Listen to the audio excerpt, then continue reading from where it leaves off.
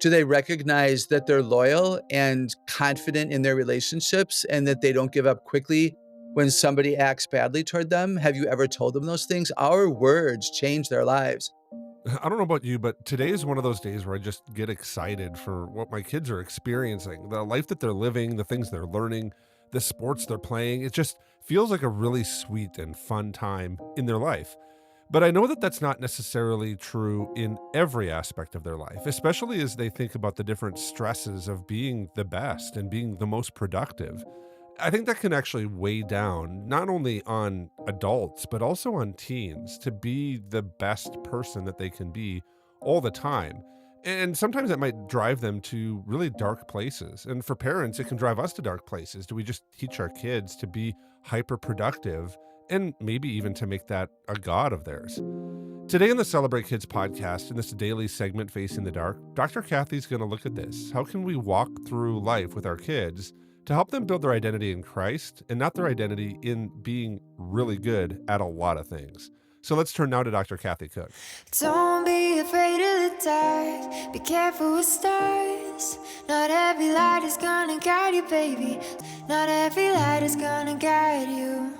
So, Dr. Kathy, researchers from the Harvard Graduate School of Education Center for Digital Thriving are exploring some of the unknowns this generation's experiencing as they're the most experimented on generation in terms of technology and drugs and different progressive ideas.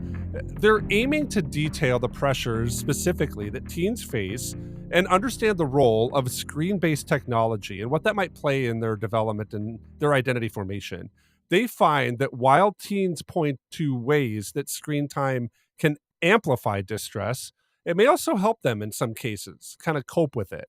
The researchers surveyed 1,500 teens in the fall of 2023. They asked about 6 areas in their lives that are potentially sources of negative pressure, things like academics, social relationships, and the like. The focus groups of the teens who had not completed the survey later helped interpret the different results that they found from the survey. The findings reveal that young people are indeed feeling squeezed. About 81% of respondents struggled in one of the 6 domains, while more than half felt negative pressures in 3 or more. This provided a detailed picture of how teens experience the so-called grind culture, which is really described as the sense of always needing to be productive, to be thriving and striving for other things in different areas of life, even at the expense of health. 1 in 4 of the teenagers surveyed reported struggling with burnout, a state that's common among adults in high pressure jobs. One focus group participant shared a comment from her older brother, who said that he feels, quote, like a train who's burned off every ounce of fuel that's left, but still hasn't reached the station, end quote. You know, Dr. Kathy, I can kind of see this a little bit in my own kids, to be honest. I think that they are generally well adjusted and are doing well themselves, but they watch different things like YouTube videos about different small business startups and how to be more productive with their day. And I think the culture kind of naturally pushes them towards progress. Things like school and sports and all those other things are really at their fingertips, telling them that they should be the most excellent and strive to be the top 10% or 1% in their category. Knowing this, how can we as parents encourage our kids really in this cultural moment, knowing that so much of the world right now just kind of tells them to grind it out? I would hope that we would stand up against that tidal wave and that we would let our children know that that's not what we expect of them. They're children. They need to have playtime and rest time and friend time. And yes, school time and chore time and service time and outdoor playtime, et cetera, et cetera. I would pray and hope that we would not be communicating in any way that we expect 100% effort and excellence in everything. To know that teenagers are already feeling burned out is really concerning to me.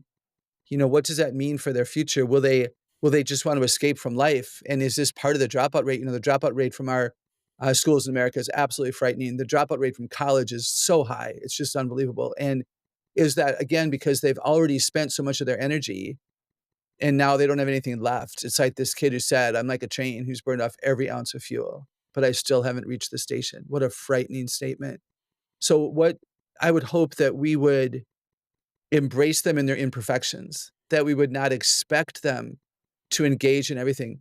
And I think parents who are invested and parents who are involved are going to know the difference between a kid who is curious and encouraged about the possibilities for their tomorrows and a kid who feels there's a necessity to prove themselves for today and for tomorrow.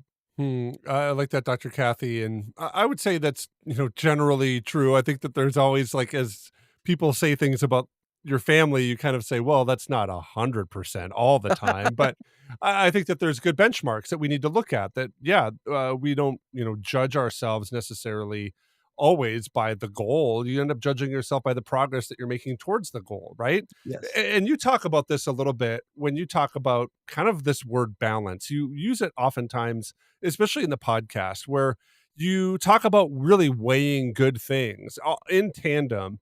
And I think you kind of say it, and I'm kind of interpreting this so that good things don't become ruling things.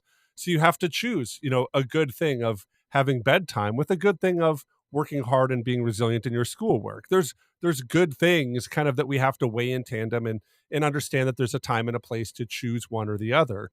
What would be some key points that you would highlight to parents as they guide or their children, or maybe even more me to guide my kids to mature and grow, to actually launch from our homes with confidence that they can choose the right good thing at the right good time?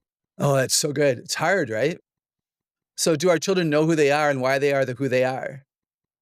Do they know how they're smart? What's the evidence? Do they know that they're a joy to be around? What's the evidence? Do they know that they worship with great integrity and truth because you've observed it and you've affirmed that in them? Do they recognize that they're loyal and confident in their relationships and that they don't give up quickly when somebody acts badly toward them? Have you ever told them those things? Our words change their lives.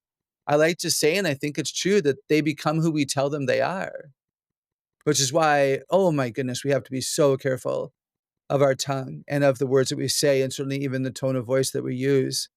I think knowing them and helping them know who they are will give them such freedom. I would want to raise children to have freedom to discover who they are and to be that.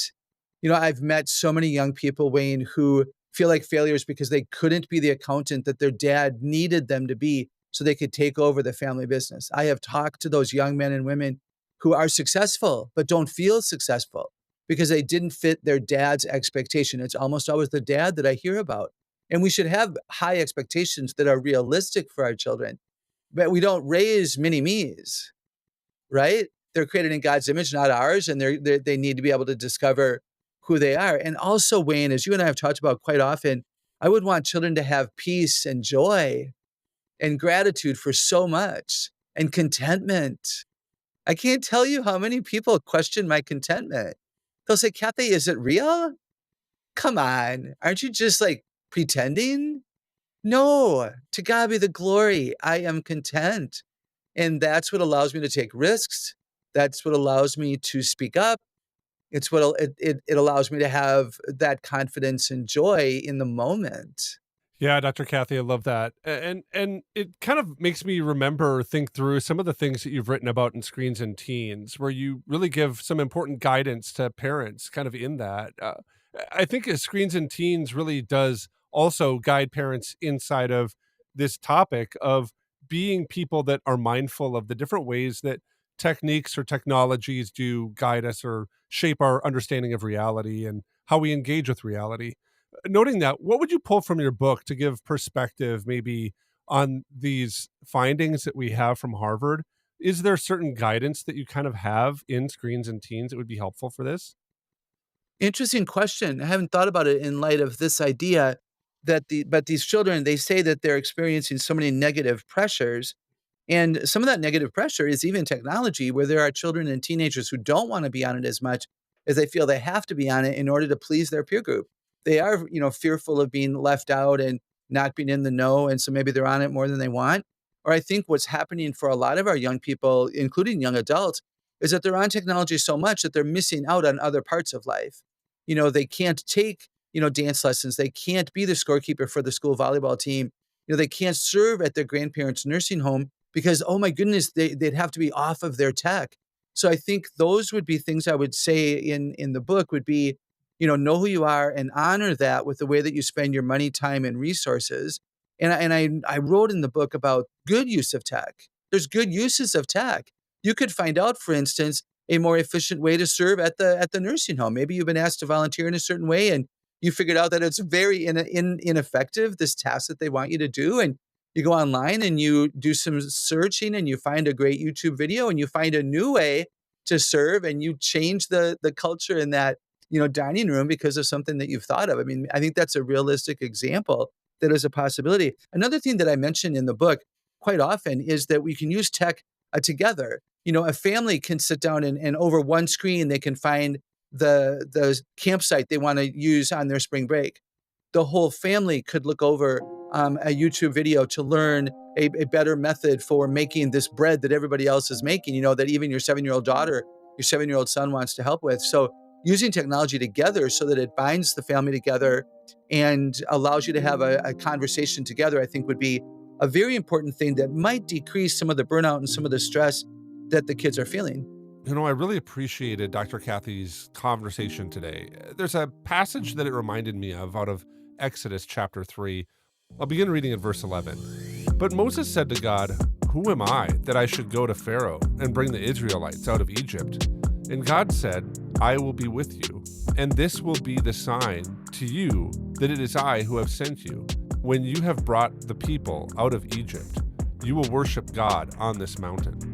This passage is the recounting of Moses' life. Moses was a man who experienced deep stress, especially when God called him to lead Israel out of Egypt. In Exodus 3 and 4, Moses really doubts himself. He doubts his speaking ability and God's choice in calling him. He's overwhelmed, really questioning, who am I that I should go before Pharaoh? But God doesn't just reassure Moses by saying that Moses is strong on his own. He reminds Moses of who he is, of who God is. God says, "I will be with you." Moses' stress came from believing that he had to accomplish something beyond his ability. His identity wasn't in being capable, but in being chosen and equipped by God. When he surrendered his insecurities and trusted God's presence, Moses became the leader that God designed him to be. And I wonder if that's a really great framework for us as parents, that when our kids feel stressed because they doubt their abilities, whether that's in school or sports or friendships or different life choices, that we remind them that their worth isn't in their own strength, but in God's presence in their lives. We can say things like, God doesn't ask you to be perfect. He asks you to trust him. So like Moses, our kids don't have to have all the answers. And maybe even us as parents don't have to have all the answers. We just need to know that God does, and we can follow the lead because he's placed us here, as Dr. Kathy says, on purpose, with a purpose, for a purpose. He will be with us in every challenge that we face.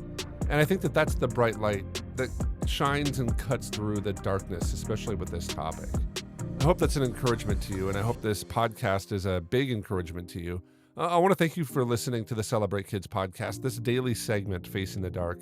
On behalf of Dr. Kathy Cook, my name is Wayne Stender. We're so glad you're listening, and we're looking forward to seeing you here again tomorrow.